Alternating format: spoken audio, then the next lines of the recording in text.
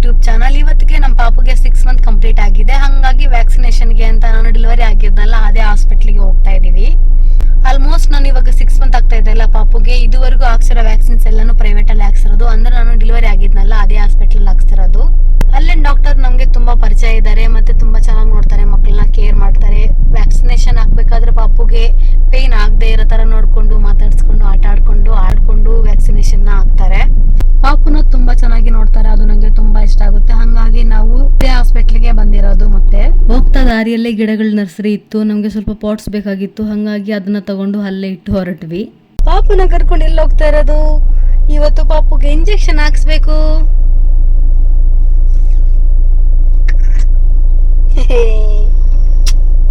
ನಾವು ಹಾಸ್ಪಿಟಲ್ಗೆ ಹೋಗೋದಕ್ಕಿಂತ ಮುಂಚೆ ದಿನನೇ ಅಪಾಯಿಂಟ್ಮೆಂಟ್ನ ತಗೊಂಡಿದ್ವಿ.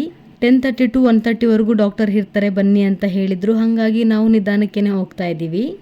ಮೊನ್ನೆ ಡೆಲಿವರಿ ಆಗಿ ಮನೆಗೆ ಬಂದಿರೋ ತರ ಇದೆ. ಬಟ್ ಇಷ್ಟು ಬೇಗ 6 ತಿಂಗಳು ಅದು ಹೆಂಗ್ ಕಂಪ್ಲೀಟ್ ಆಯ್ತು ಅಂತಾನೆ ಗೊತ್ತಾಗ್ತಾ ಇಲ್ಲ. ಜಸ್ಟ್ ಕಣ್ಣು ಮುಚ್ಕೊಂಡು ತೆಗಿಯೋಷ್ಟೊತ್ತಿಗೆ 6 ಮಂತ್ ಆಗೋಗಿದೆ ಅನ್ನೋ ತರ ಫೀಲ್ ಆಗುತ್ತೆ. ಹೋಗ್ತಾ ದಾರಿಯಲ್ಲಿ ನಾನು ನನ್ನ ಹಸ್ಬೆಂಡ್ ಅದನ್ನೇ ಮಾತಾಡ್ಕೊಂಡು ಹೋಗ್ತಾ ಇದೀವಿ, ಎಷ್ಟು ಬೇಗ 6 ಮಂತ್ ಆಗೋಯ್ತು ಅಂತ.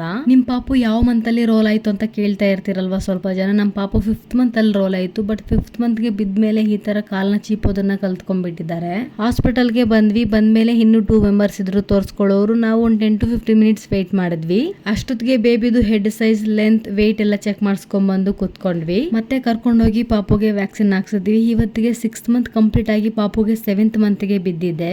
ಪಾಪುಗೆ ವ್ಯಾಕ್ಸಿನ್ ಹಾಕ್ಸ್ಕೊಂಡು ಊಟ ತಿನ್ನೋಣ ಅಂತ ಬಂದ್ವಿ. ಶಾಂತಿ ಗೈನಕ್ ಹಾಸ್ಪಿಟಲ್ ಆಪೋಸಿಟ್ ಒಂದು ಬ್ರಾಹ್ಮಿಣ್ಸ್ ಕೆಫೆ ಇದೆ. ಅಲ್ಲಿ ದೋಸೆ ತುಂಬಾ ಚೆನ್ನಾಗಿ ಮಾಡ್ತಾರೆ. ಮಸಾಲೆ ದೋಸೆ ತುಂಬಾ ಟೇಸ್ಟಿಯಾಗಿ ಇರುತ್ತೆ, ನಂಗೆ ತುಂಬಾ ಇಷ್ಟ. ಹಂಗಾಗಿ ತಿನ್ನೋಣ ಅಂತ ಬಂದ್ವಿ. ನಾನು ಪ್ರೆಗ್ನೆಂಟ್ ಇರ್ಬೇಕಾದ್ರೆ ಹಾಸ್ಪಿಟಲ್ ವಿಸಿಟ್ಸ್ ಅಂತ ಬಂದಾಗ ಮಿಸ್ ಮಾಡದೆ ತಿನ್ಕೊಂಡು ಹೋಗ್ತಾ ಇದ್ದೆ. ನನಗೆ ಫೇವ್ರೇಟ್ ಆಗೋಗಿದೆ ಇಲ್ಲಿನ ದೋಸೆ ಅಂದ್ರೆ. ನೀವ್ ಯಾರಾದ್ರೂ ನನ್ನ ವಿಡಿಯೋ ನೋಡೋರಾಗಿದ್ರೆ ಪ್ಲೀಸ್ ಒಂದ್ಸರಿ ಹೋಗಿ ತಿನ್ನಿ, ತುಂಬಾ ಚೆನ್ನಾಗಿರುತ್ತೆ ಟೇಸ್ಟು.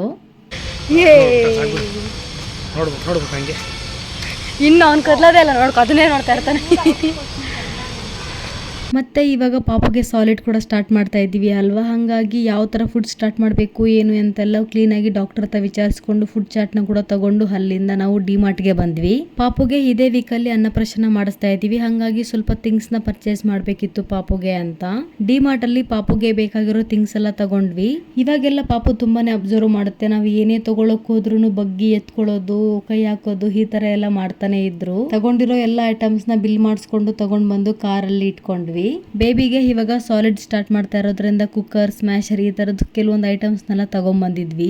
ಮತ್ತೆ ಅಲ್ಲಿಂದ ದೇವನಹಳ್ಳಿ ಹತ್ರ ಬಂದ್ವಿ. ಅಷ್ಟೊತ್ತಿಗೆ ಮಳೆ ಕೂಡ ಸ್ಟಾರ್ಟ್ ಆಗಿತ್ತು. ಹಂಗಾಗಿ ಸ್ವಲ್ಪ ಕಾಫಿ ಕುಡ್ಕೊಂಡು ಹೋಗೋಣ ಅಂತ ಕಾರ್ ಸೈಡ್ಗೆ ಹಾಕಿದ್ವಿ.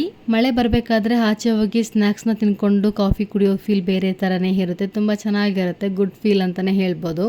ದೇವನಹಳ್ಳಿ ರೂಟಲ್ಲಿ ಹೋಗ್ಬೇಕಾದ್ರೆ ನಾವು ಮಿಸ್ ಮಾಡದೆ ಈ ಒಂದು ಸ್ನಾಕ್ಸ್ ನ ತಿನ್ಕೊಂಡು ಹೋಗ್ತೀವಿ. ತುಂಬಾ ಚೆನ್ನಾಗಿರುತ್ತೆ ಇಲ್ಲಿನ ಸ್ಯಾಂಡ್ವಿಚ್. ಮತ್ತೆ ಇಲ್ಲಿನ ಕಾಫಿ ಕೂಡ ತುಂಬಾ ಚೆನ್ನಾಗಿರುತ್ತೆ ಕುಡಿಯಕ್ಕೆ. ಈ ವೆದರ್ಗೆ ತುಂಬಾ ಚೆನ್ನಾಗಿತ್ತು. ಸ್ನಾಕ್ಸ್ ನ ತಿನ್ಕೊಂಡು ಮಳೆ ನಿಂತೋಗೋರ್ಗು ಸ್ವಲ್ಪ ಹೊತ್ತು ಕಾರಲ್ಲಿ ಕುತ್ಕೊಂಡಿದ್ವಿ. ಅಷ್ಟೊತ್ತಿಗೆ ಪಾಪು ಕೂಡ ಮಲ್ಕೊಂಡಿದ್ರು. ಮಳೆ ನಿಂತೋದ್ಮೇಲೆ ಅಲ್ಲಿಂದ ನಾವು ಮನೆ ಕಡೆ ಹೊರಟ್ವಿ. ಹೇಳ್ಬೇಕು ಅಂದ್ರೆ ಲಾಸ್ಟ್ ಮಂತ್ ಅಲ್ಲೇ ನಾವು ಪಾಪುಗೆ ಅನ್ನಪ್ರಾಶನ ಮಾಡಿಸ್ಬೇಕಿತ್ತು. ಬಟ್ ಆಷಾಢ ಮಾಸಗಳಿದ್ದಿದ್ರಿಂದ ನಾವು ಮಾಡ್ಸಕ್ ಆಗಿರ್ಲಿಲ್ಲ. ಶ್ರಾವಣಗಳಲ್ಲಿ ಒಂದು ಒಳ್ಳೆ ದಿನ ನೋಡಿ ಮಾಡ್ಸೋಣ ಅಂತ ವೈಟ್ ಮಾಡ್ತಾ ಇದ್ವಿ. ಬಟ್ ಟೈಮ್ ಆಗೋಗಿದೆ, ಆಲ್ರೆಡಿ 6 ಮಂತ್ ಕಂಪ್ಲೀಟ್ ಆಗಿದೆ ಪಾಪುಗೆ. ಅದಕ್ಕೆ ಇವಾಗ ಪಾಪುಗೆ 6th ಮಂತ್ ವ್ಯಾಕ್ಸಿನ್ ಹಾಕ್ಸ್ಕೊಂಡು ವೆದರ್ ಯಾವ ತರ ಇದೆ ಹೊರನಾಡು ಕಡೆ ಅದನ್ನೆಲ್ಲ ನೋಡ್ಕೊಂಡು ಹೋಗೋಣ ಅಂತ ಪ್ಲಾನ್ ಮಾಡ್ಕೊಂಡ್ವಿ. ಅಂಡ್ ಲಾಸ್ಟ್ ವೀಕ್ ಅಲ್ಲಿ ಆ ಕಡೆ ಮಳೆ ತುಂಬಾ ಜಾಸ್ತಿ ಬೀಳ್ತಾ ಇದೆ ಅಂತ ಹೇಳ್ತಾ ಇದ್ರು. ಹಂಗಾಗಿ ಈ ವೀಕ್ ಅಲ್ಲಿ ನೋಡ್ಕೊಂಡು ಹೋಗೋಣ ಅಂತ ಪ್ಲಾನ್ ಮಾಡಿದೀವಿ.